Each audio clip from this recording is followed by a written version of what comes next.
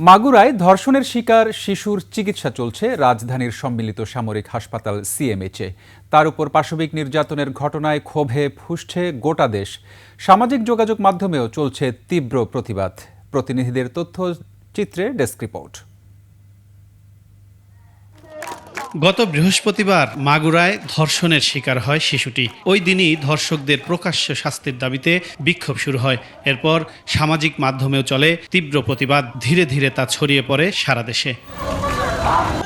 সকালে ধর্ষণের প্রতিবাদে মাগুরার চিফ জুডিশিয়াল ম্যাজিস্ট্রেট আদালতের মূল ফটকের সামনে বিক্ষোভ অনুষ্ঠিত হয়।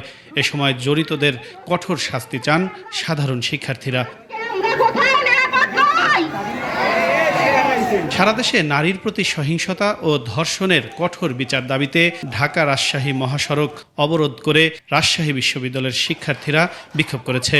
এ সময় ক্লাস পরীক্ষা বর্জনের ডাক দেয় তারা। ধর্ষকের যেন মৃত্যুদণ্ড হয়, সেটা যেন প্রকাশ্য হয়, যেন এই বাংলায় যেন কোনো নারী আর ধর্ষিত না হয়। আমরা সত্যি খুবই লজ্জিত। মাগুরাতে এত একটি নিকৃষ্ট ঘটনা ঘটেছে, সেজন্য ধর্ষকদের সর্বোচ্চ শাস্তি মৃত্যুদণ্ড যাতে হয়, সেটা যাতে কার্যকর হয়, সেটার দাবিতে বিশেষ ট্রাইব্যুনাল গঠন করে অতি সত্বর ধর্ষকের সর্বোচ্চ বিচার নিশ্চিত করতে হবে।